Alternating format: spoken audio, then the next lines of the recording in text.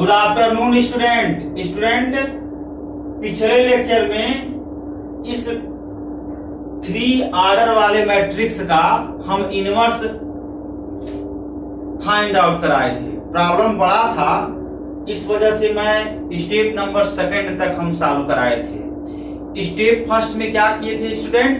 Step first में हम matrix का डिटर्मिनेंट कैलकुलेट किए थे। स्टेप सेकंड में क्या किए थे स्टूडेंट?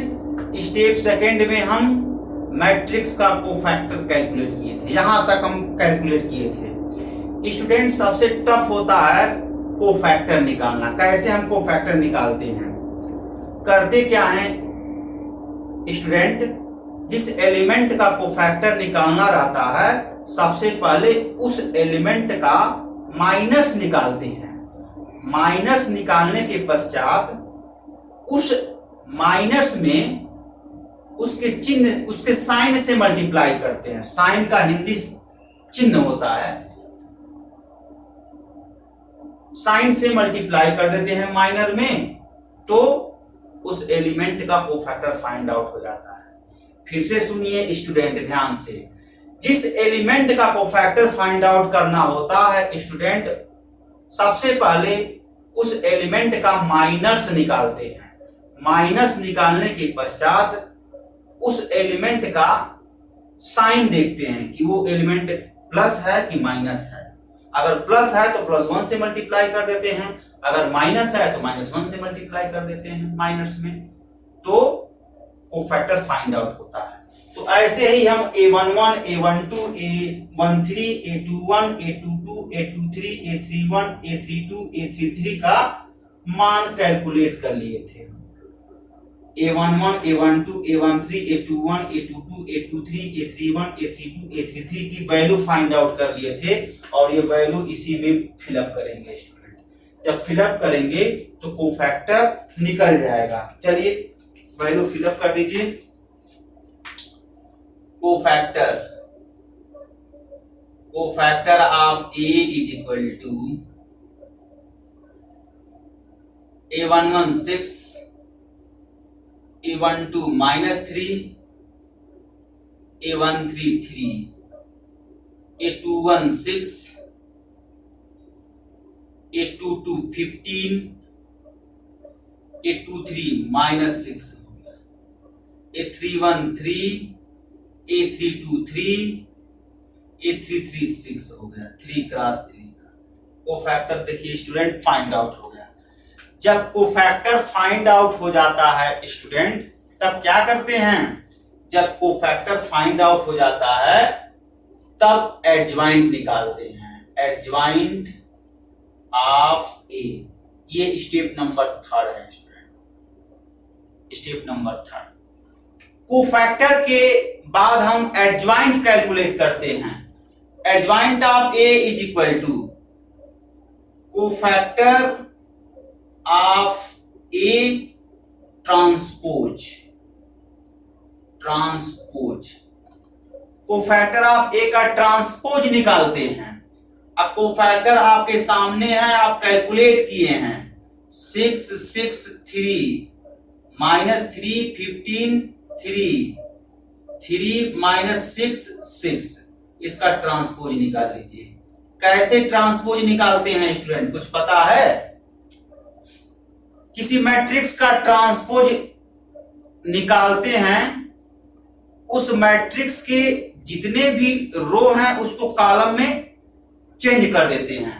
6 -3 3 फर्स्ट रो है, कॉलम में चेंज कीजिए। 6 -3 3, 6 15 -6 3 3 6, 3 क्रॉस 3 का ये जो है मैट्रिक्स, इसका एडज्वाइंट कैलकुलेट कर लिए। एडज्वाइंट ऑफ ए कैलकुलेट किए, ठीक है ना स्टूडेंट। स्टेप नंबर ये 3 है स्टूडेंट। स्टेप 3 में एडज्वाइंट कैलकुलेट कर लेते हैं। आपके सामने कर लिया मैंने, ठीक है ना। एडज्वाइंट कैलकुलेट हो गया और लास्ट में क्या करेंगे स्टूडेंट? एडज्वाइंट जब कैलकुलेट हुआ, स्टेप नंबर 4 में फार्मूला अप्लाई कर देंगे। स्टेप 4 में फार्मूला अप्लाई कर देंगे। A inverse is equal to adjoint of A बटे डिटर्मिनेंट्स। स्टेप नंबर 4 में क्या करेंगे स्टूडेंट, फार्मूला अप्लाई कर देंगे। तो A inverse is equal to adjoint 6 minus 3 6 15 minus 6 3 6 upon 27। Student determinant क्या आया है 27 से डिवाइड कर देंगे तो finally A inverse find out हो जाएगा। अब देखिए स्टूडेंट,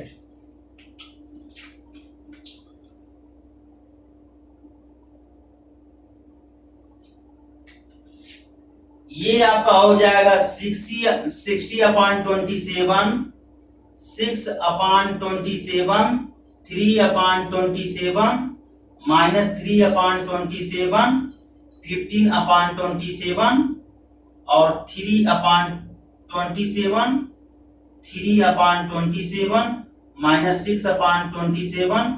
यहाँ देखिए 6 अपॉन 27, ये 3 क्रॉस 3 का मैट्रिक्स है, यहाँ स्पेस नहीं है, यहाँ 3 क्रॉस 3 आप लिख लीजिए, थर्ड ऑर्डर का मैट्रिक्स है। स्टूडेंट इसको सिंप्लीफाई करेंगे तो आंसर हो जाएगा। यहां ध्यान दें स्टूडेंट, 27 इस मैट्रिक्स में 27 से डिवाइड किया गया है। मैट्रिक्स के प्रॉपर्टी में बताया जाता है अगर कोई नंबर मैट्रिक्स में डिवाइड करता है तो वह नंबर मैट्रिक्स के हर एलिमेंट में डिवाइड करता है। सो स्टूडेंट 27 का डिवाइड हर एलिमेंट में कर दिए हैं, ठीक है ना, कर दिए हैं। अब देखिए स्टूडेंट, इसी को सिंप्लीफाई करके लिखना है तो लिख लीजिए A inverse is equal to A 3 cross 3 है स्टूडेंट, 3 क्रॉस 3। देखिए स्टूडेंट, यहां से 3 2 जा 6 और 3 9 जा 27, 2/9 हो गया, 2/9 2/9 1/9 माइनस 1/9 और 5/9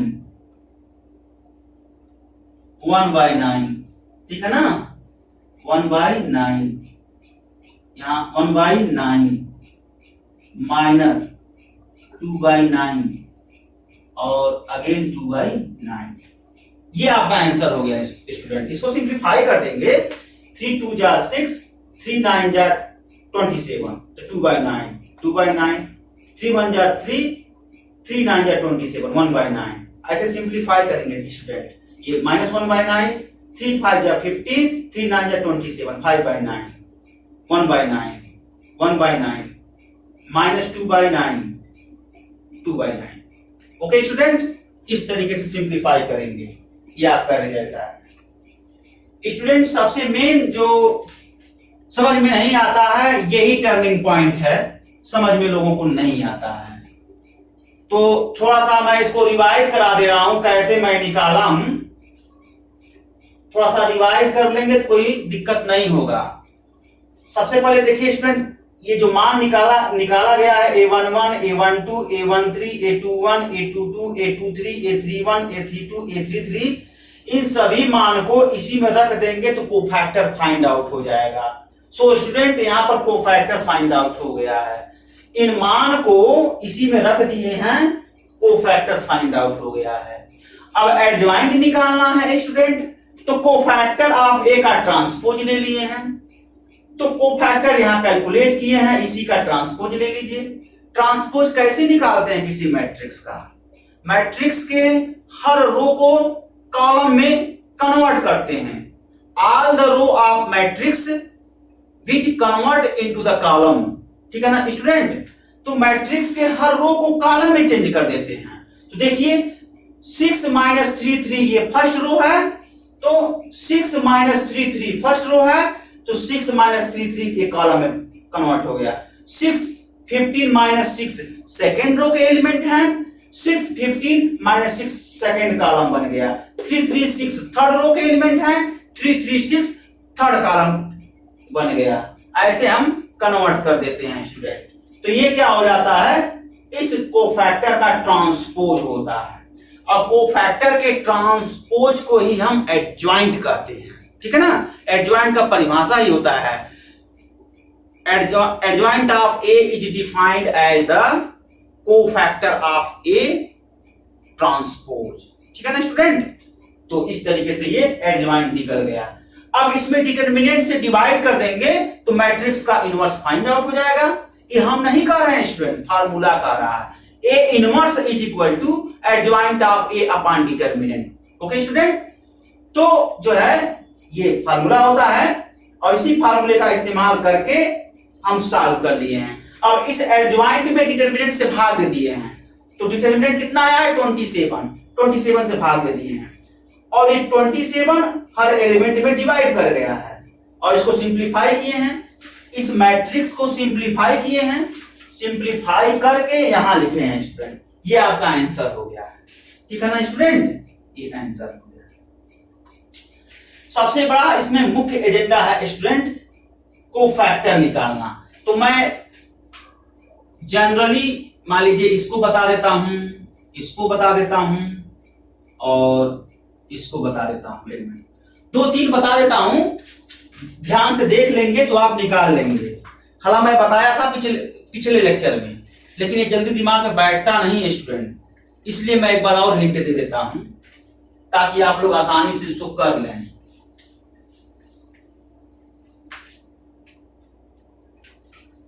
स्टूडेंट A11 का मैं लिखवाया था, A11 इज इक्वल टू -1 की पावर 1 + 1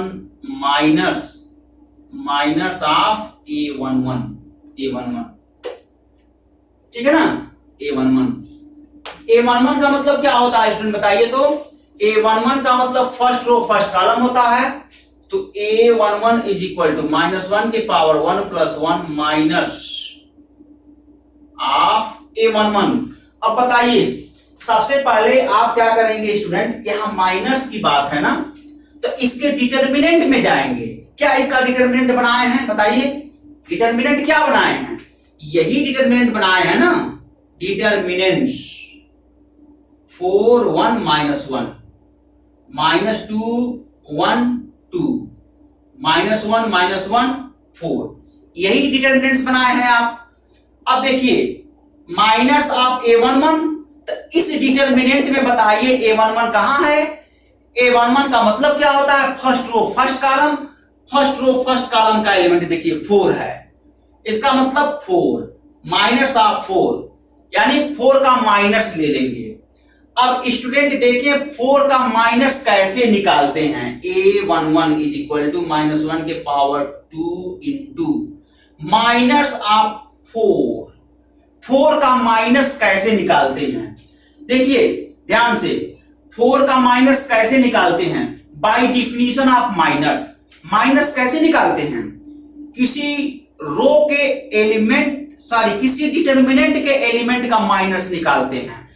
जिस डिटरमिनेंट के एलिमेंट का माइनस निकालते हैं उसके माइनस में एक रो, जो रो होता है कम हो जाता है, और कॉलम भी ये कम हो जाता है। मतलब यह स्टूडेंट मान लीजिए एक एलिमेंट Aij है, Aij का मतलब क्या हुआ, ith रो jth कॉलम।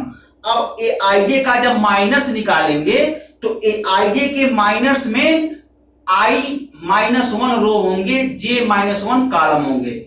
मतलब Aij के माइनस में एक रो कम हो जाएगा और एक कॉलम कम हो जाएगा। तो Aij में कितने रो हैं, ith रो है और jth कॉलम है। जब माइनस निकालेंगे तो i-1 रो हो जाएगा और j-1 कॉलम हो जाएगा। ठीक है ना, एक रो और एक कॉलम रिड्यूस हो जाता है, मतलब कम हो जाता है। तो चलिए 4 का माइनस निकाला जाए, रो कॉलम इग्नोर कर देंगे, बचा क्या, डिटरमिनेंट्स 1 2 1 2 -1 4। ठीक है ना स्टूडेंट, 1 1 2 -1 4 ये है। अब ये -1 के पावर 2 क्या हो जाएगा, A11 इज इक्वल टू, ये +1 हो गया इंटू 4 -(-2), 4 -(-2), तो ये हो गया 1 इंटू 6 अर्थात 6 हो गया, ये 1 ठीक है ना स्टूडेंट। ऐसे ही हर एलिमेंट आप कैलकुलेट कर लेंगे, कैलकुलेट करके इसी डिटरमिनेंट में रखेंगे तो कोफैक्टर फाइंड आउट हो जाएगा। जब कोफैक्टर निकल जाएगा स्टूडेंट तो आप एडजॉइंट निकालेंगे, एडजॉइंट निकल जाएगा स्टूडेंट तो क्या करेंगे, स्टेप नंबर 4 में चले जाएंगे, एडजॉइंट आप ए अपॉन डिटरमिनेंट कर देंगे। तो ऐसे स्टूडेंट अपना काम करते हैं।